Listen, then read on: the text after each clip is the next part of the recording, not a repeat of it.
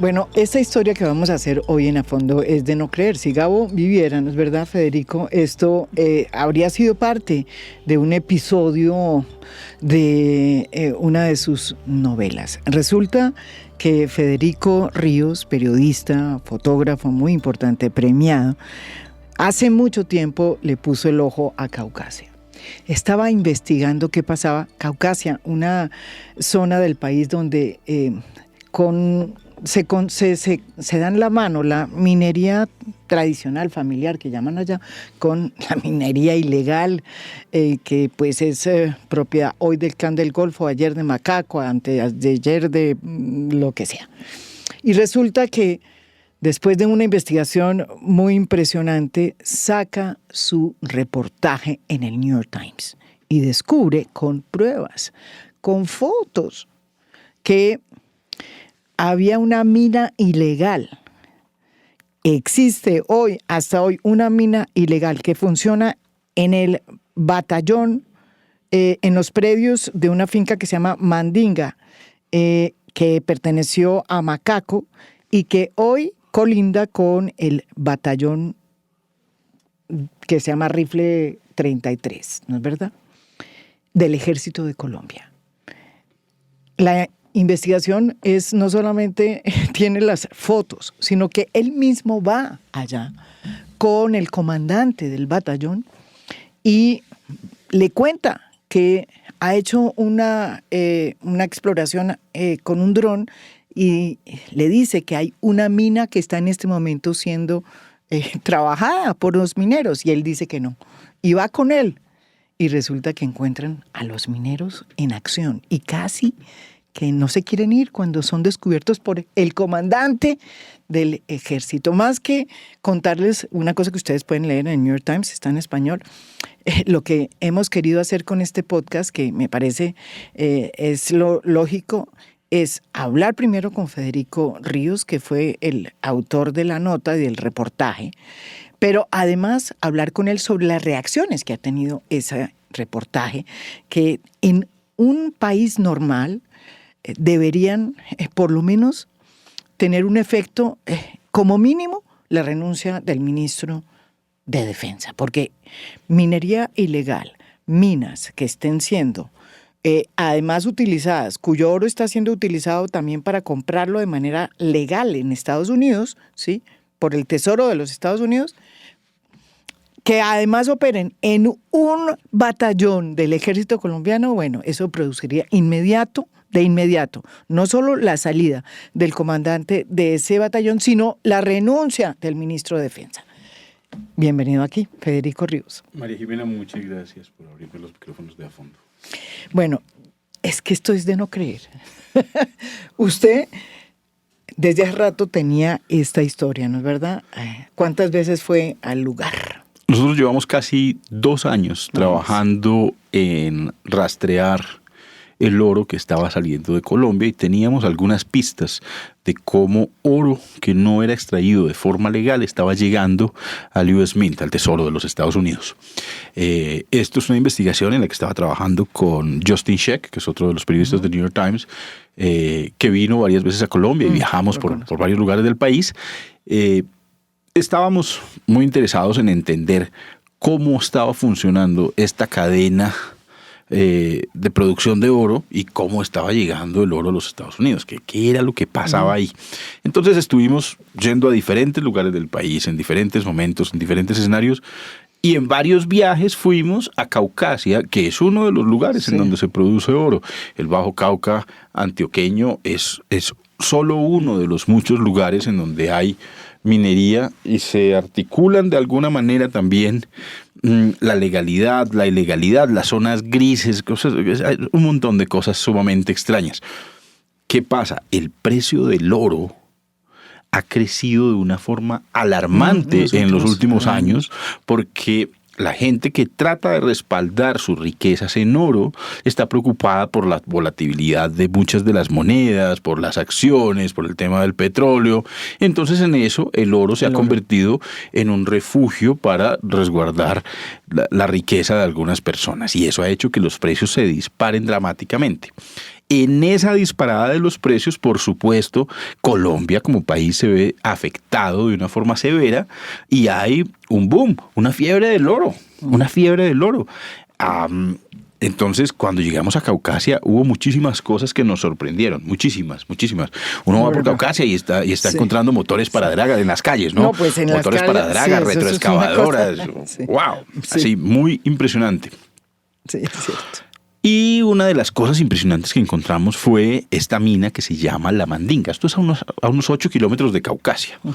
Y bueno, empezamos a ir a este lugar, a hablar con los líderes mineros, a hablar con los mineros que tienen un trabajo durísimo, gente que está metida en esos socavones de minería todo el día en un sol inclemente. Los mineros de esta región usan unos motores que succionan agua y luego usan ese agua para dispararla con unas mangueras de presión hacia la pared de roca o de lodo. Para que salga. Para bajar el lodo de ahí. Ese lodo lo recogen de nuevo con otro tubo de succión y lo pasan a una mesa clasificadora, que es una mesa que tiene unas telas brasileras, unas telas como de felpa, y el lodo baja por ahí.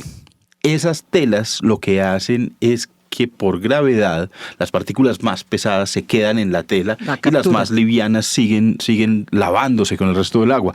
Y entonces entre esas partículas más pesadas queda el oro, que no es... Yo me imaginaba que era un oro visible, que yo iba a ver como unos pedacitos, unas piedrecitas de oro. No, a esto al final del día le hacen un lavado diferente, especial, con mercurio. Y ese mercurio es el que termina de agrupar el oro. Luego lo ciernen en una tela y al final lo que queda es como una canica grisácea, que es la que tiene el oro. Esa canica la llevan a una compraventa, la funden con fuego a altísimas temperaturas. Esa fundición evapora el mercurio y deja el oro. Y de ahí, ¿cómo llega al tesoro de los Estados Unidos?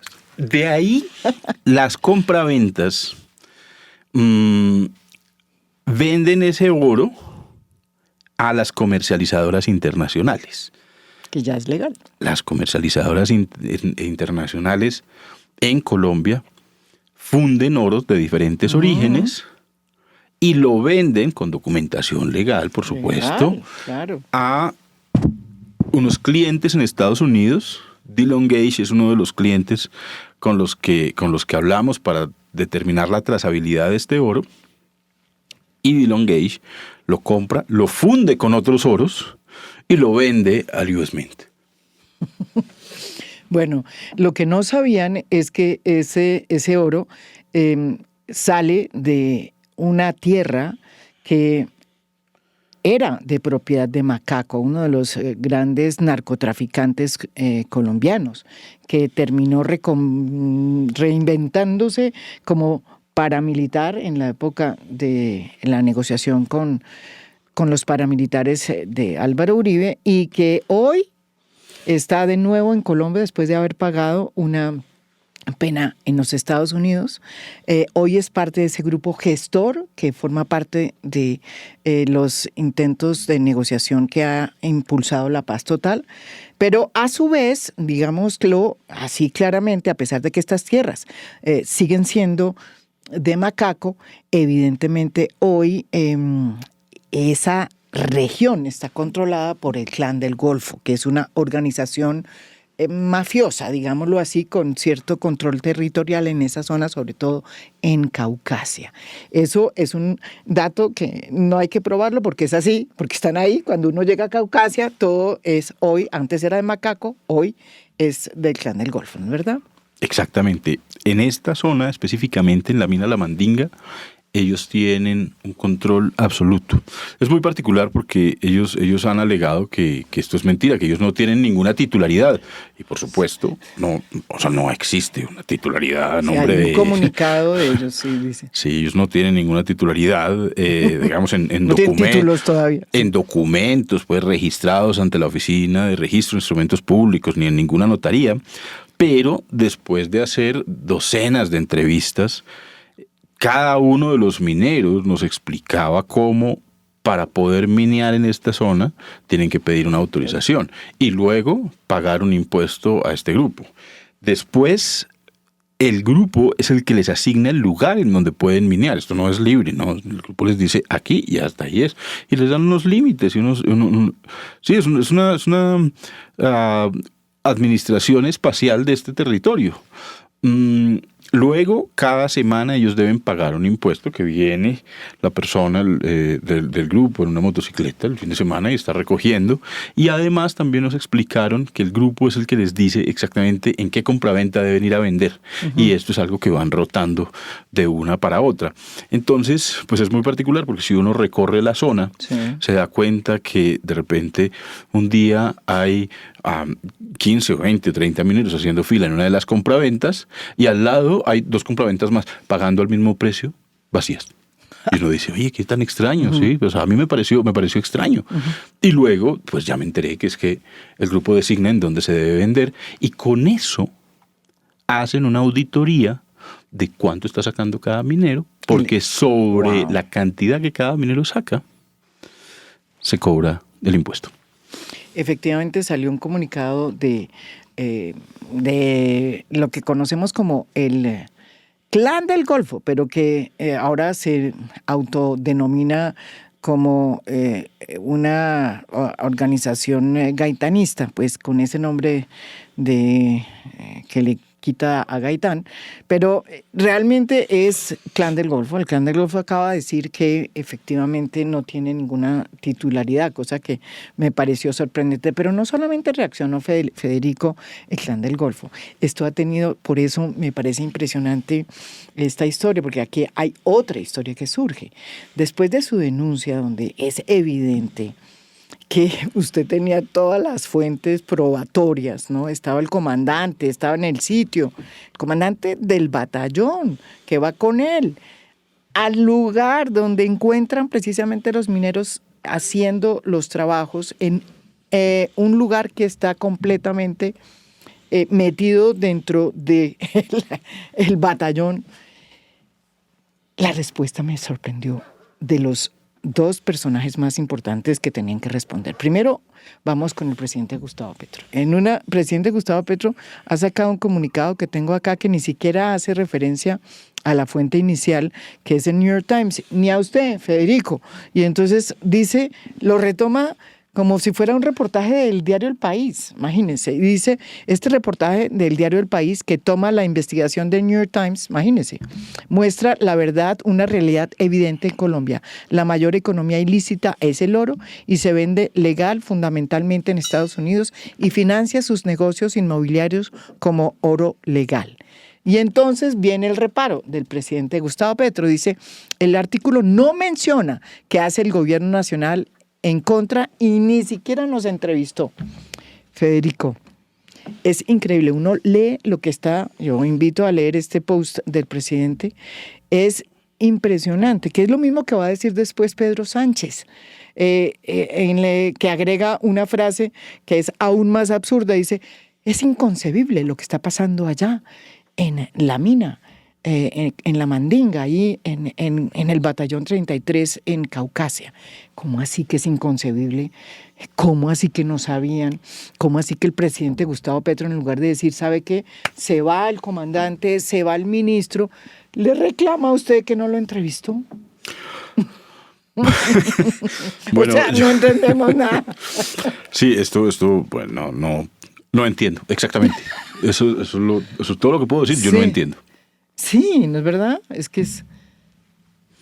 Yo sé, o sea, ¿cómo es que el no gobierno, sabían? yo sé que el gobierno, el ejército, la dirección de carabineros de la policía han hecho esfuerzos y han trabajado seriamente. Yo sé que hay hombres al servicio del país que han arriesgado sus vidas en acciones en contra de la minería ilegal. Y siento todo el respeto por ellos, por supuesto. Pero precisamente por eso es que me sorprende a tal medida que cuando he visto los esfuerzos del gobierno nacional, cuando he visto a soldados y policías caminando entre el lodo, con el agua al cuello, esquivando las balas y poniéndole el pecho a la delincuencia, en un esfuerzo por contrarrestar la minería ilegal, luego me encuentro esta misma situación dentro de un batallón y ahí digo, no, esto está completamente fuera de lo normal y esto necesita pues atención, y ahí es en donde enfoco mi trabajo, porque siento que aquí hay que pues hacer sonar las campanas y alertar a la sociedad sobre esto que está sucediendo, que es, pues a mi modo de ver, una anomalía grave. Pero explíqueme por qué usted, o sea, ¿cómo así que el ministro de Defensa también sale al otro día y dice, es inconcebible, voy a investigar? O sea, evidentemente o no sabían, o si sabían, no les importó. Y además como que le exigen a usted que dé más pruebas, pero usted viene haciendo una investigación. Además se le encontró una historia que cuando uno encuentra semejante historia, pues la publica, porque así ya somos los periodistas, ¿no es verdad? Exacto, entonces yo voy en febrero. Pues yo había ido desde hacía mucho tiempo a esta mina y venía documentando el trabajo de los mineros y venía documentando esta situación que a mí me parecía bastante anormal. Y en medio de eso, en febrero, que se supone era el último viaje que yo iba a hacer de reportería para esta investigación, en el último viaje, en el último día, en el último minuto, una fuente me dice, pues si a usted le parece muy grave todo esto de la Mandinga, ¿qué opina usted que haya también minería ilegal dentro del batallón? Y yo me quedé, pues, congelado. Sí. Congelado. Le dije, no puede ser. Me dijo, pues si usted no me cree, huele el dron para que revise. Y despego el dron y veo minería dentro del batallón. Esto me parecía una locura. Salí de ahí y lo primero que hice fue confirmar y contrastar la información que yo tenía, los puntos de GPS, las referencias, con los mapas que teníamos o con los mapas que hay disponibles del batallón Rifles 31. Y ahí me di cuenta que sí. Empezamos a trabajar en el artículo y llega un momento en el que decimos, bueno, esto es importante, tener una respuesta por parte del batallón.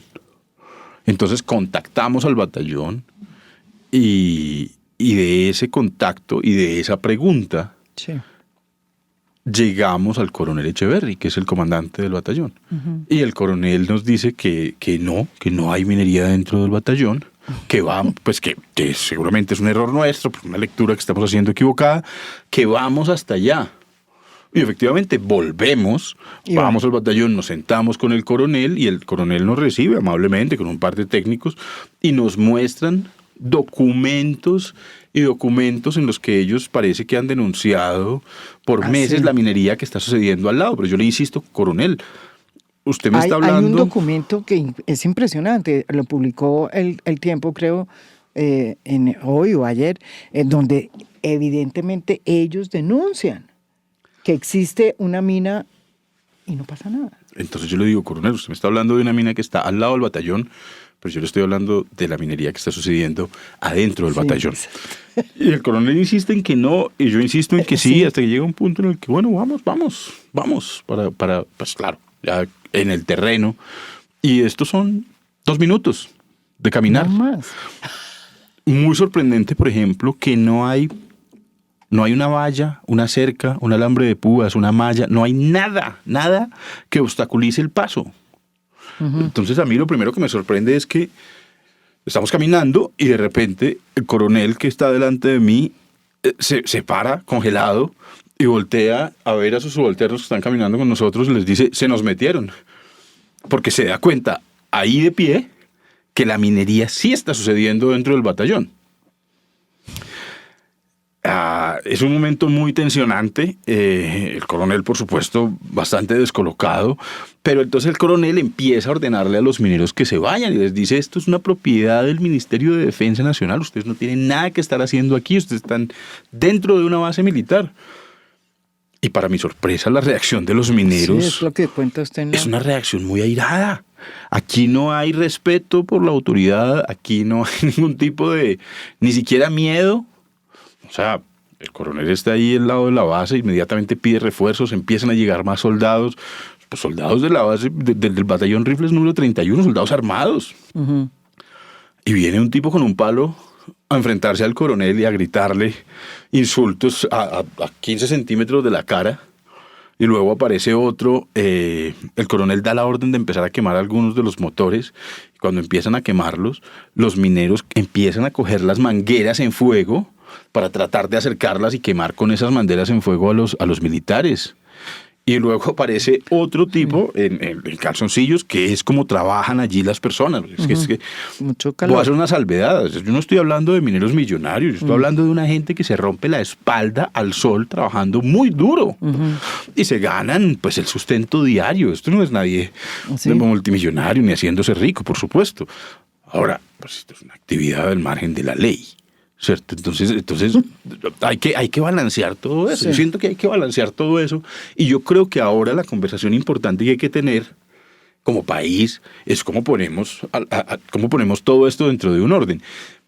Vienen estos mineros, viene otro y nos rocía con gasolina. A ustedes, sí. Sí, pues a mí también como periodista. Y empieza a gritar, pues entonces si van a quemar, nos quemamos todos, nos vamos a quemar todos. Tenemos que salir de ahí, nos movemos a otro lado. El coronel termina como de decirle a la gente que se tiene que ir, pero los mineros están muy enojados y argumentan que ese es su derecho al trabajo, argumentan que ese es su sustento, argumentan... Sí, ese siempre ha sido el pues problema eso, un en montón de Cáucaso. argumentos que uno dice, bueno, pues pongámonos de acuerdo como país a ver qué, ¿cierto? Y entonces si es un tema de derecho al trabajo, pues habrá que tener esa conversación. Pero hasta ahora, ese tipo de minería no es formal, es ilegal. Finalmente empiezan a arrojarnos piedras, se reúne muchísima gente en cuestión de minutos y la cosa se está poniendo tensa y el coronel dice que es mejor retirarnos y nos retiramos. Mi ejercicio periodístico y mi ejercicio fotográfico, por supuesto, me empujan un poco siempre a quedarme, a ir más allá, a hacer más fotos, a ir a hablar con más gente, pero también hay unos márgenes de autocuidado, ¿sí? Yo digo, listo, ya, vámonos. O sea, yo ya fui y ya confirmé, ya metí el dedo en la llaga para confirmar que sí había minería ilegal controlada por grupos armados al margen de la ley dentro de una instalación militar, dentro del batallón Rifles número 31 a 8 kilómetros de Caucasia. Ahora, ¿a usted le sorprendió la respuesta del ministro de Defensa? Es que el ministro de Defensa lo que dice es, nosotros hemos hecho muchas cosas. Hemos, un poco lo que dice también el presidente Gustavo Petro en su respuesta que le da al país, al periódico El País. Pero lo que es sorprendente es una frase, dice, es inconcebible, esto no puede suceder. Claro que hay que ir a investigar. ¿Cómo así que hay que ir a investigar? ¿No le sorprendió un poco o sea, no lo llamaron a usted? ¿No lo llamaron? No hemos hablado todavía. Eso es lo que me impresiona. No, ni siquiera lo ha llamado para saber, oiga, no, es que quiero saber, explíqueme, porque si esto está pasando, o por lo menos que hayan llamado al orden a el comandante de allá, de el batallón Rifles 33, 31. 32. Bueno, 31. yo no sé qué ha pasado con el coronel, que es el comandante de la base. A mí todo esto me sorprende mucho. Yo no entiendo cuál será el procedimiento adecuado interno de las Fuerzas Armadas. Sí. Todo esto me sorprende. Es un momento súper tensionante para el país, es un momento difícil para el mundo, pero por supuesto, pues aquí puse la lupa, aquí puse mis fotos. Y las puse porque siento que esto es una denuncia importante, porque siento que esto es una situación extraordinaria y que merece revisión.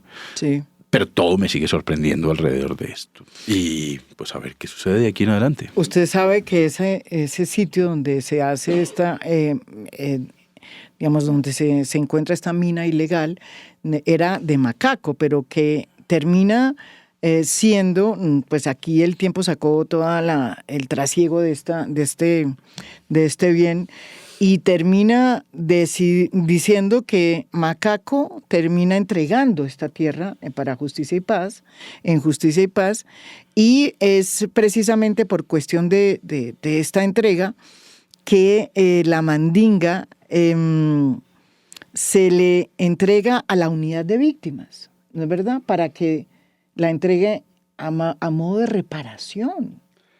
¿Usted sabe eso? Claro, entrando a la mina, es que la mina, a ver, primero, esto, yo no estoy hablando de algo que queda, O sea, no 8 sé, en la sí. cima de la serranía Es que- de San Lucas. No, estoy saliendo de Caucasia a 8 kilómetros por la vía principal Sí.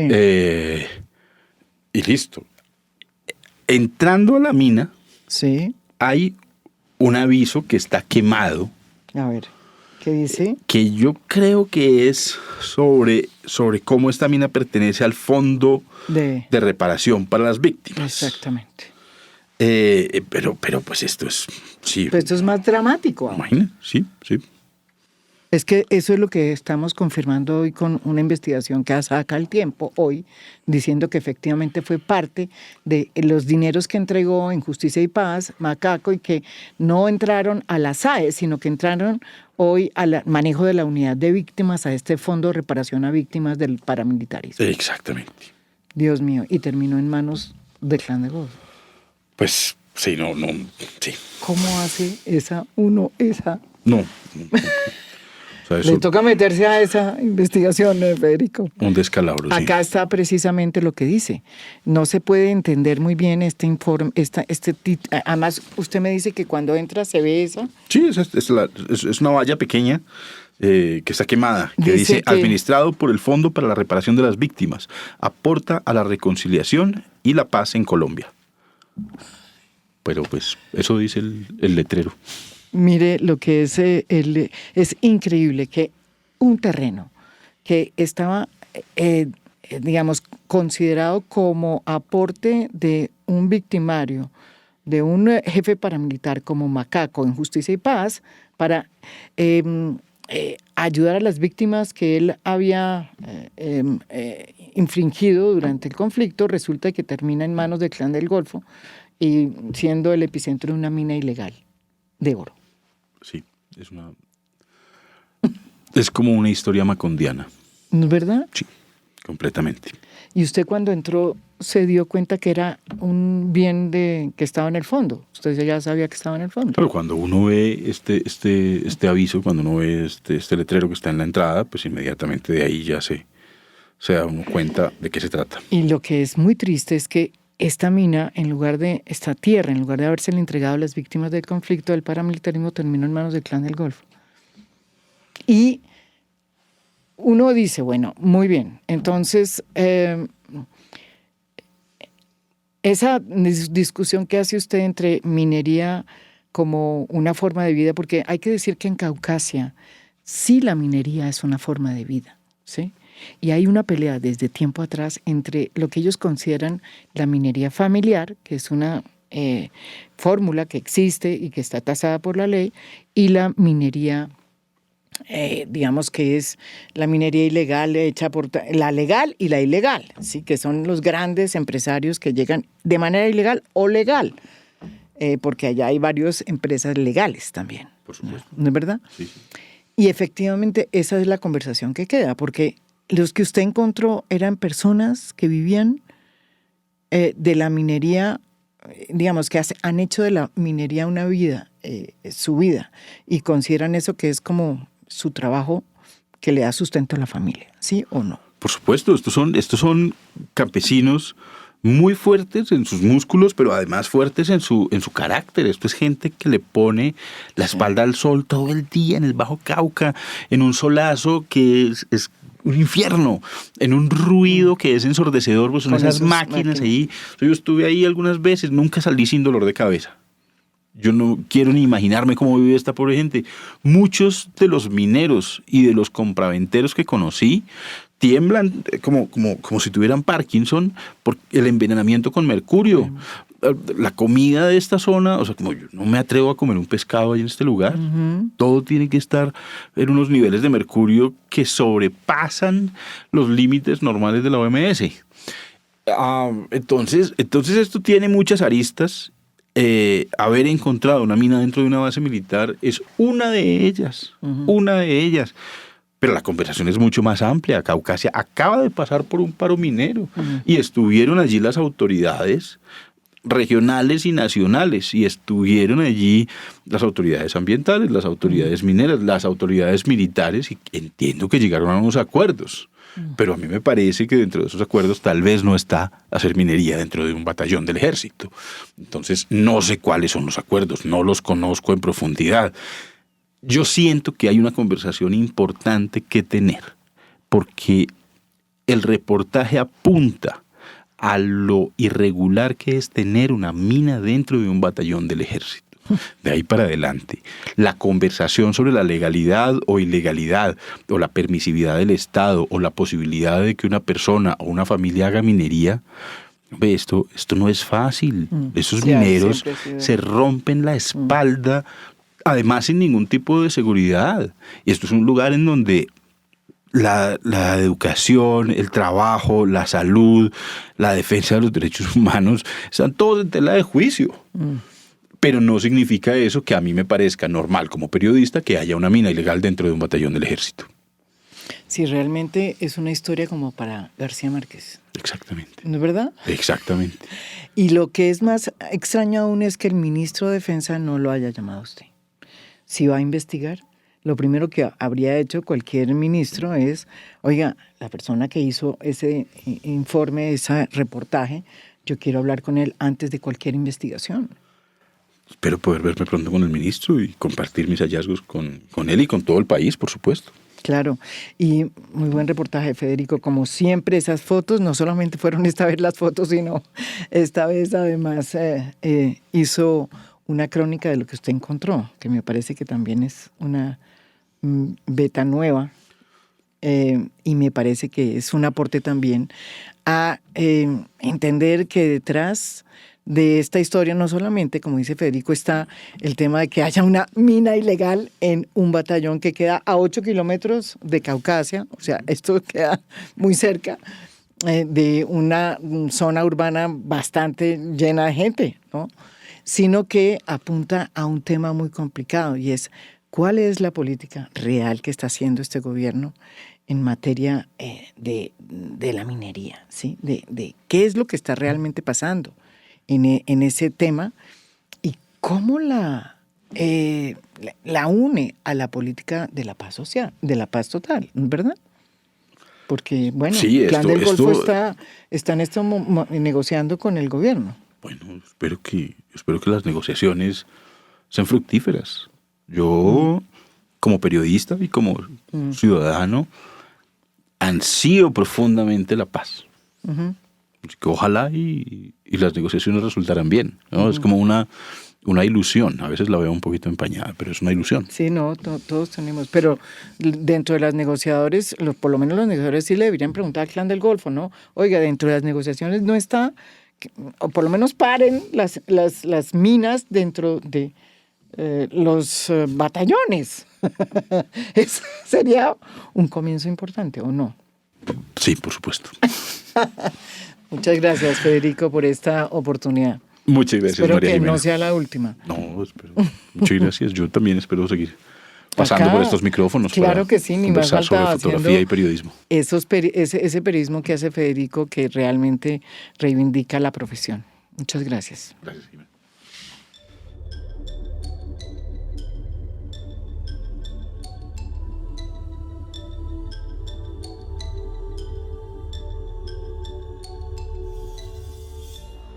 A Fondo es un podcast producido por Mafialand.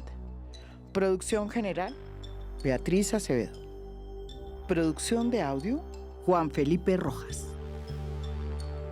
Música original del maestro Óscar Acevedo.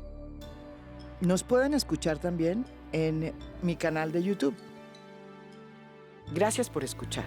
Soy María Jimena Duzán.